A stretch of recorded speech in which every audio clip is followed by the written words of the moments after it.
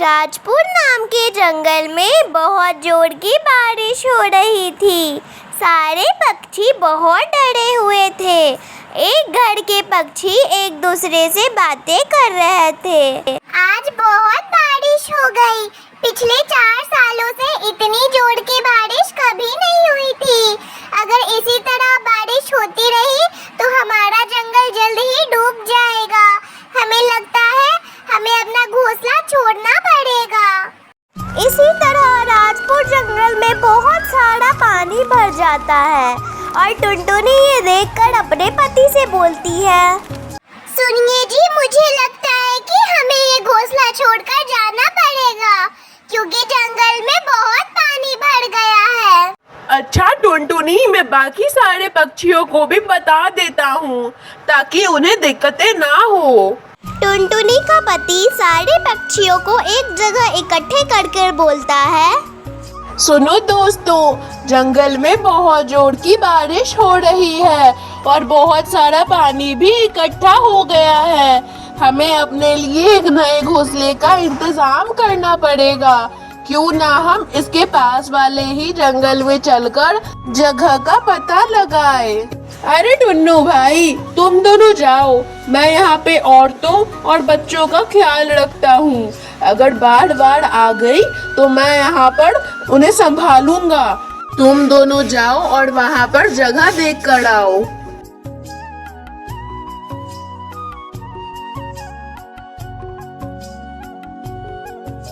जब वे उड़ रहे थे तभी उन्हें अपने सामने एक बहुत ही घना और बड़ा जंगल दिखाई देता है।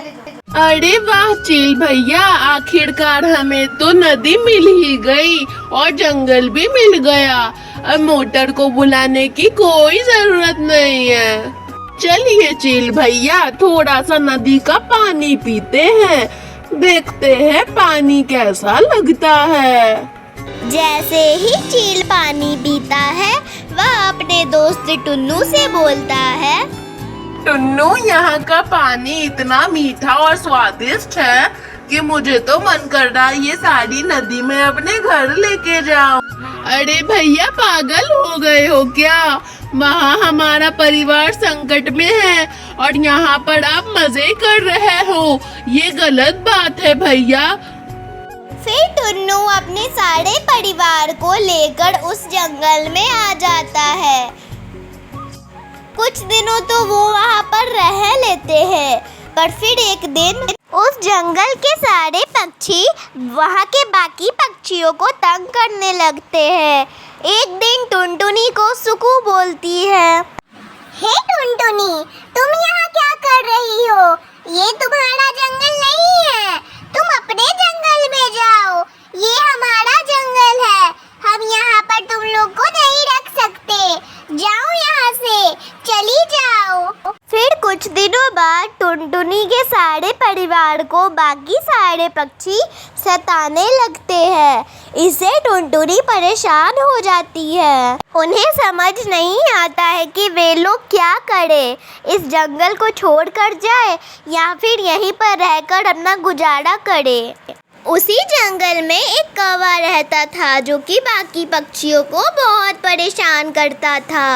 जो भी उस जंगल में रहने आता था वो कौवा वहाँ पे किसी भी पक्षी को ठहरने नहीं देता था।